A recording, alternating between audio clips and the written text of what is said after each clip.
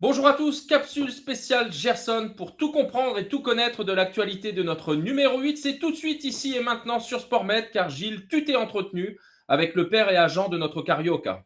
Ça s'est passé ce jeudi dans l'après-midi. On avait convenu de se parler pour lever un petit peu tous les doutes et qui sont venus un peu épaissir la situation autour de notre Carioca. On va vous en passer les meilleurs moments pour ainsi un peu débattre, analyser, rebondir sur ce que nous a dit le père et agent de Gerson da Silva. On lance le premier extrait, Fla, si tu veux bien, le premier extrait qui concerne la situation général de Gerson. Primeiramente, quero agradecer a torcida, né, por estar dando sempre apoio ao Gerson, né, agradecer por estar preocupado com o Gerson, mas eu posso dizer para vocês que está tudo tranquilo. Gerson está muito feliz, né, no OM, né, e assim, existe aquela situação de mudança de modelo, né, de jogo. Já o treinador vai entender que o Gerson pode fazer parte desse esquema de jogo e ele daqui a pouco vai estar entre os 11, entendeu? Tá tudo bem, não tem problema algum, amigo meu. Allez, voilà, on passe à la traduction. Tout d'abord, je voudrais remercier les supporters pour l'appui qu'ils ont toujours apporté à Gerson. Et ce que je peux vous dire, c'est que tout est tranquille de notre côté. Gerson est très heureux d'être à l'OM. Bon, il y a cette situation liée au changement de système de jeu, mais nul doute que d'ici peu, l'entraîneur va comprendre que Gerson peut faire partie intégrante de ce système. Donc, tout va bien. Il n'y a aucun problème, mon ami. Voilà, en tout cas, ce que nous dit donc Marquand, le père de Gerson, dans ce premier extrait. Je vous laisse un petit peu réagir par rapport à ça. Romain, Kevin, Fla, qu'est-ce que vous en pensez? Moi, je suis rassuré entre guillemets d'entendre ça de la part de son père et agent. C'est une bonne nouvelle, ça montre qu'il est toujours motivé, qu'il semble toujours, vouloir, s'imposer dans cette équipe donc non, c'est une très bonne chose. Ouais, j'emboîte le pas de mon camarade en mettant un petit bémol, c'est sur la mention du système tactique que fait son père. Ça laisse entendre qu'il y a quand même pas forcément une recherche d'excuses, mais l'air de dire on a changé d'entraîneur, on a changé de système tactique, donc ça peut expliquer les performances un peu moins bonnes de mon fils. On dirait qu'il qu'il nous parle d'une nouvelle adaptation, en fait. Alors, il a parlé de système de jeu. Est-ce que derrière, il ne faut pas entendre plutôt de méthode concernant le coach et concernant les entraînements et en tout cas le management de Tudor? Est-ce que derrière ce faux semblant de système de jeu, ce bouclier, hein, est-ce que ce n'est pas finalement les méthodes de Tudor auxquelles Gerson doit peut-être se réadapter? Qu'est-ce que vous en pensez? Bah, complètement, puis en plus pour lui, je reviens sur ce que tu as dit par rapport à une deuxième première, mais c'est un peu le cas, parce qu'il est arrivé du coup, à Marseille avec Sampaoli et un système de jeu qui était très défini et là, il a des nouveaux coéquipiers quand même en grande partie, un nouveau coach et comme tu l'as dit, une méthode, quand même très différente, sachant qu'on sait qu'il a eu du mal à s'adapter au rythme, européen. C'est peut-être un peu beaucoup. Allez, on passe au deuxième extrait. Cette fameuse sortie contre Francfort en Ligue des Champions qui a été un peu à la base de pas mal de polémiques. Alors, il faut rappeler que Gerson a été remplacé au cours de la deuxième période, que l'Olympique de Marseille était mené 1-0 et que, on va dire, il n'a pas vraiment pressé le pas, c'est le moins qu'on puisse dire, mais il n'était pas le seul, hein. Vu sa piètre prestation ce jour-là, on a retenu cette sortie un peu nonchalante. Donc, on va lancer le deuxième extrait et la réaction de Marquand concernant cet épisode-là. Não, eu não conversei com ele, mas eu não prestei atenção nesse acontecimento. Mas é um momento que, às vezes, o jogador pode estar, né, meio chateado, né, de não ter conseguido fazer aquilo que ele estava querendo muito fazer. E o jogador foi saindo, ele mesmo, o jogador mesmo, não percebeu ou não percebe o jeito, se ele está saindo rápido ou está saindo devagar. Porque nenhum jogador quer ver a sua equipe perdendo, entendeu? Allez Gilles, s'il te plaît, on t'écoute pour la traduction du deuxième extrait.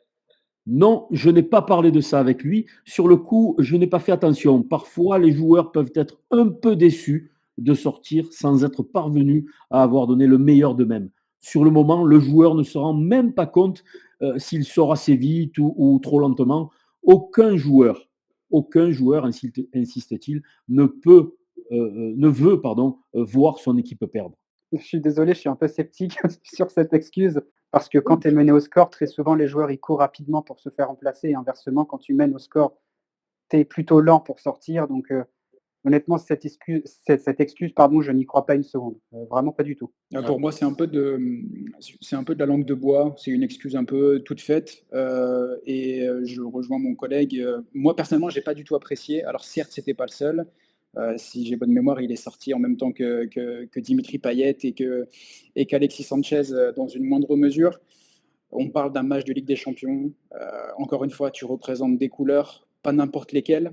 Tu ne peux pas sortir comme ça, et encore plus quand ton équipe et tes partenaires qui restent sur le terrain sont menés. Est-ce qu'on peut lui accorder, Romain, au moins le crédit sur sa dernière phrase? Aucun joueur ne veut voir son équipe perdre, même si égoïstement, il ne pense pas vraiment à ses camarades en ne hâtant pas le pas. On ne peut pas quand même le taxer de vouloir mettre des bâtons dans les roues dans son équipe. Romain, qu'est-ce que tu en penses? Ouais, évidemment que ça ne nous plaît pas. On est mené au score, on voit qu'il. Mais si on se met à la place du joueur lui-même, est-ce que vous pensez réellement qu'il sort volontairement pour montrer son mécontentement? Si on prend un petit peu ce que nous a dit Marcos sur le premier extrait, on peut parfaitement conclure également qu'il n'est pas content de son match, qu'il sait qu'il a réalisé un match qui n'était pas exceptionnel. Il voulait peut-être encore donner plus et essayer d'apporter sa pierre à l'édifice sur la fin de cette partie. Et c'est plutôt une marque de déception, je pense, qu'autre chose. Donc moi, je l'ai plutôt vécu comme ça. Et c'est aussi le message que tu envoies à la personne qui te remplace, quoi. C'est que tu n'as pas cette motivation de vouloir passer le flambeau justement pour que la personne fasse mieux que toi et essaye d'aider les autres. Tu as quand même aussi un certain langage corporel, et ce que tu dégages et ce que tu envoies comme message, c'est pas hyper gagnant, quoi. En tout cas, indéniablement, c'est une sortie symboliquement qui a quand même laissé des traces parce qu'elle est couplée à une série de mauvaises prestations du joueur. On a eu l'impression que c'était la fin d'un petit cycle, d'un micro-cycle. Reste à savoir maintenant s'il va en entamer un autre et à partir de ce vendredi à Angers. On va avoir besoin d'un Gerson en pleine possession de ses moyens et d'un Gerson allègre, joyeux, entraînant, enthousiaste, et non pas du Gerson boudeur qu'on a vu un peu lors de ces derniers matchs. Il faut apprendre à connaître les joueurs aussi, il faut apprendre à connaître son fonctionnement.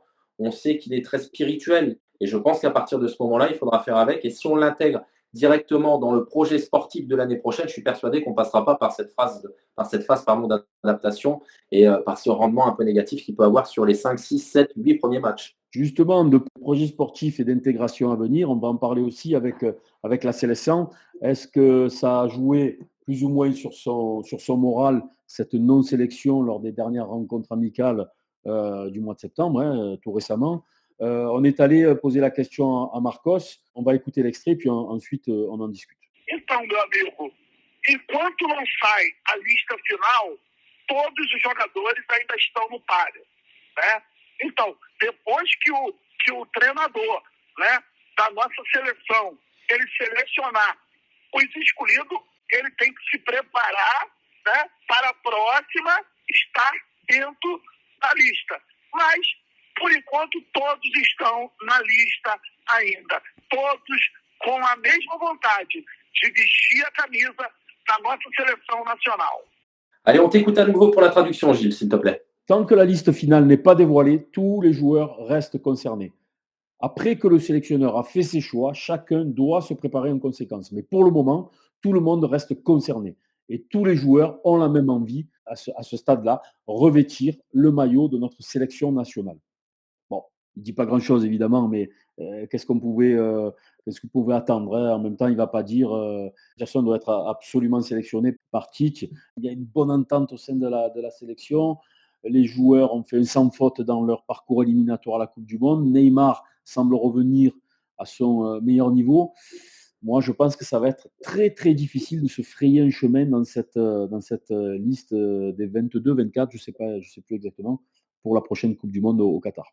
Après, il va y avoir un calendrier absolument abominable. D'ici là, on le sait, c'est une compétition dans laquelle, et enfin, on le pense, il y aura énormément de blessés. On le voit avec ce qui s'est passé en équipe de France, où on a présenté des joueurs, d'ailleurs des joueurs qui se sont mis en évidence pour leur première sélection. Je pense que Gerson a raison d'y croire, justement, s'il hausse son niveau de jeu jusqu'à là. Et on sait aussi que malheureusement, pour les joueurs qui pourraient être concernés par des éventuelles blessures, ça va beaucoup jouer, hein, non pas seulement pour la Seleção, ni pour la sélection française, mais pour toutes les équipes qui disputeront le mondial. Et par conséquent, il a raison d'être concerné jusqu'au bout, parce que je pense que, eu égard à ce qui pourrait se passer à ce niveau-là, il pourra avoir sa chance d'intégrer le groupe, hein, parce qu'on s'en rappelle, il avait intégré la Seleção aussi à un moment l'année dernière, où il n'était pas au meilleur de sa forme, donc pourquoi pas. Je pense que la carte blessure sera la seule chance pour Gerson d'intégrer la liste brésilienne, parce que je pense qu'en l'état, comme l'a dit Gilles en introduction de ce thème, la sélection brésilienne, elle tourne très bien. Il y a énormément de talent, comme très souvent. Moi, j'imagine mal Gerson, là, tout de suite, dans les circonstances actuelles, être appelé par le sélectionneur. Il y a quelques mois en arrière, je l'aurais mis vraiment, moi, dans la liste, mais là, j'ai l'impression il a basculé. Il est en dessous pour moi, là, des noms de la liste brésilienne du moment. Pour moi, il est vraiment un cran en dessous, Gerson. Allez, on passe aux deux derniers extraits concernant, évidemment, son vrai faux transfert au mercato hivernal. On a vu passer des choses ça et là sur Twitter, sur les réseaux sociaux, sur Internet. Rien de vraiment très, très solide, hein. Encore une fois, on est allé poser directement la question à Marcan, le père et agent du joueur carioca. On écoute cet extrait et puis on se retrouve tout de suite après. O que acontece é o seguinte, nós somos, vamos dizer assim, quando eu falo nós, porque eu sou uma pessoa só, nós somos funcionário do OM, tá? No momento que o clube achar que ele tem que ser vendido, nós acataremos aquilo que o clube determina. Mas a nossa vontade é de seguir com o projeto Gerson dentro do Olympique de Marseille. La situation est la suivante. Nous, je parle comme si nous faisions un avec Gerson, nous sommes des salariés de l'OM. Si le club pense que Gerson doit être vendu, nous écouterons le club. Mais notre volonté est de poursuivre l'aventure à l'Olympique de Marseille. Et là, une nouvelle fois, Marcon fait appel à la torcide. On écoute le dernier extrait et puis on se retrouve tout de suite. Torcedores, acho que nós estamos na briga, né? Se nós lembrarmos, a classificação da Champions não foi fácil. Eu acredito muito que nós podemos ainda fazer uma bela exibição, né? E ainda estar fazendo uma temporada muito boa. Eu sou muito otimista. E quanto ao futuro do Gerson, eu deixo um recado para vocês. Nós somos funcionários, vamos dizer assim, nós, que eu digo eu e Gerson, uma pessoa só, do OM. Se o OM quiser que a gente saia, a gente sai. Se quiser que a gente fica. Estamos muito felizes no Olympique, tá bom? Eu deixo para todos os torcedores um grande abraço e continue apoiando o Gerson, tá bom? Que torcedor e Gerson junto serão imbatíveis. Que Deus os abençoe. Ciao, querido. Ciao, querido. Ciao, ciao. Allez Gilles, pour ce dernier extrait, nous t'écoutons. Amis supporters, on est en pleine lutte actuellement. Souvenez-vous de cette qualification en Ligue des Champions. Ce ne fut pas facile. Je crois vraiment que l'on peut faire encore une grande saison. Je suis très optimiste. Quant au futur de Gerson, j'ai un message à vous faire passer. Gerson est un salarié de l'OM. Il insiste là-dessus. Gerson est un salarié de l'OM. Si le club veut que l'on parte, on partira. Mais s'il veut que l'on reste, on restera. Nous sommes vraiment très heureux à l'Olympique. Il faut continuer à nous soutenir, car avec la torcide, les supporters, nous serons imbattables. Je vous embrasse à tous. Que Dieu vous bénisse. Ciao, ciao. Ça rebooste un petit peu nos espoirs autour de Gerson. Allez, on commence par Kevin, s'il te plaît. Oui, c'est rassurant. C'est dans la lignée aussi du premier extrait tout à l'heure. C'est encourageant pour la suite et pour ce qu'on espère, nous, en tant que supporters. Voir un Gerson sur le long terme avec nous, représenter les couleurs de l'OM. Et il y a une phrase de son père qui me marque. Moi, c'est Gerson est un salarié de l'OM. Comme l'a dit Gilles, il a insisté dessus.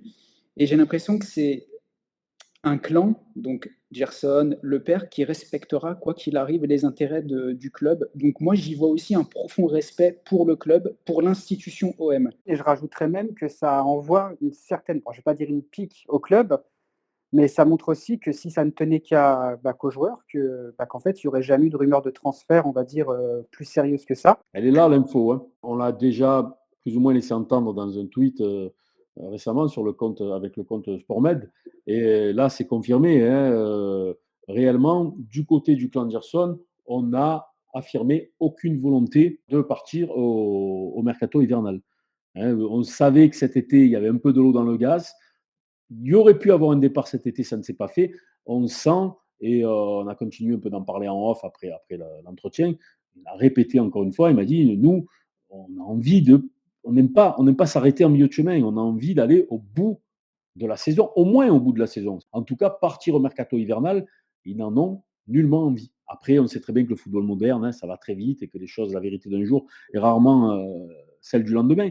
En tout cas, la volonté du clan Gerson est de s'inscrire dans cette aventure-là, avec ce contrat de 4 ans, et d'aller au minimum, au bout de cette saison. Il dit et il répète, si le club veut vendre, mais même ça, on n'en est pas sûr.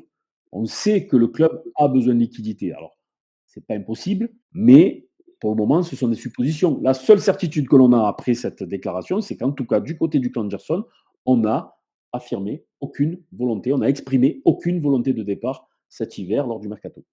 Et puis en plus, s'il apprécie la ville de Marseille, s'il doit aller en Angleterre ou admettons au nord de l'Angleterre, ou même le sud, hein, c'est pas non plus des villes très qui vont lui rappeler chez lui, quoi. Donc c'est aussi au-delà de devoir s'adapter à l'équipe, à un nouveau coach et un nouveau championnat, il y aura aussi un changement de ville qui lui correspondrait pas forcément non plus. Il y a un aspect aussi qu'on ne met pas forcément en exergue, c'est qu'il a déjà failli en Europe. Je pense qu'il ne souhaite pas partir sur une mauvaise image justement de l'Olympique de Marseille. Il a besoin de partir sur des performances. Et encore une fois, il faut lui montrer qu'on l'aime. On a encore entendu le message de Marcao. On sent qu'il a besoin de sentir cet amour des supporters. Et je suis persuadé que ce qu'il a réussi au Brésil, il est capable de le réussir chez nous.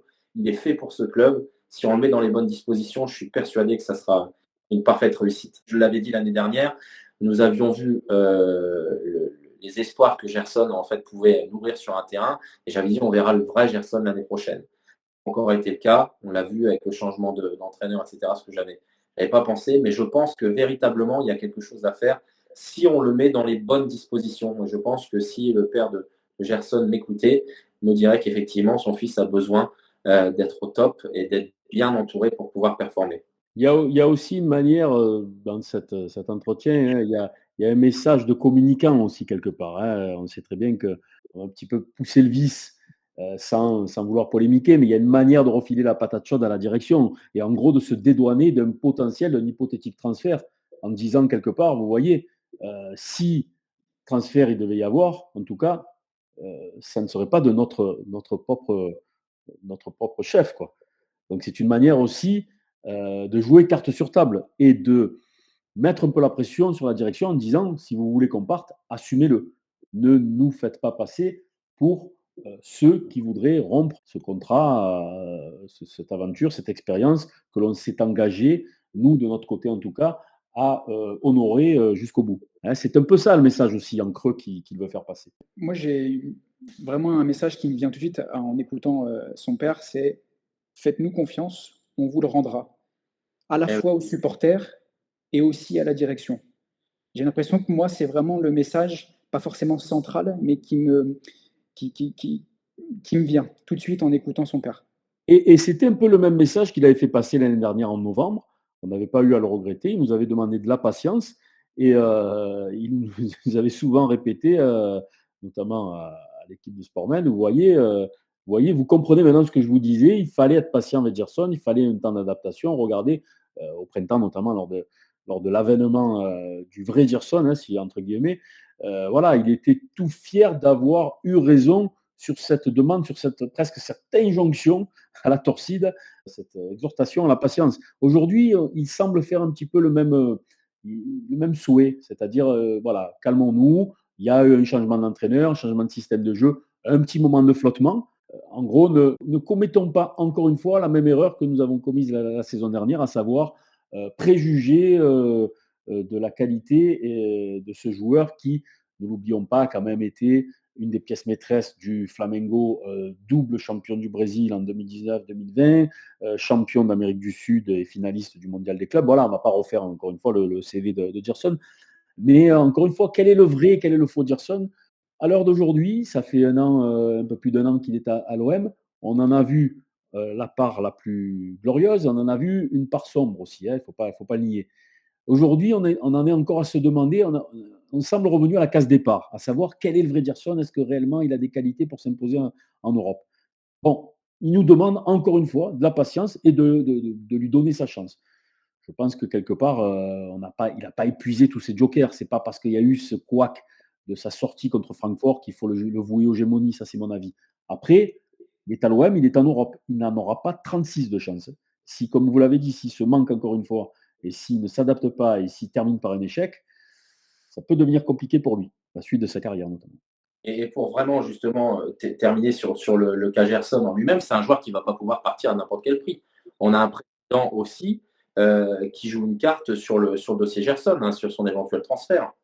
Alors soit on réalise un coup à la Zambo Anguissa où on arrive à le faire partir à un prix qu'on a encore du mal à expliquer, même si ce dernier fait de très bonnes performances actuellement, et auquel cas il n'y aura aucun reproche à lui faire. Soit il sera encore une fois obligé de le vendre en dessous de la valeur à laquelle il a été acheté, et ça risque d'être problématique pour lui, d'autant qu'on a appris aussi récemment qu'il y avait une part du transfert qui reviendrait à son ancien club. Donc je pense qu'il y a vraiment un ensemble de choses qui font que Gerson doit performer vraiment, doit être mis dans les mêmes conditions, dans les meilleures conditions, parce qu'encore une fois, son avenir est à l'Olympique de Marseille, et s'il veut aller plus haut, ça passera par des performances sur ces 10-12 prochains matchs. Mais je crois qu'on a fait le tour de la question. Il nous reste à vous dire à tous obrigado a todos. On attend la suite du feuilleton impatiemment, notamment ce vendredi contre Angers, où il semblerait que Gerson soit titulaire. Et puis, lors des prochaines échéances européennes, la semaine prochaine, face au Sporting Portugal. Et ensuite, ça va enchaîner, évidemment, avec des rencontres en Ligue 1 qui vont valoir le déplacement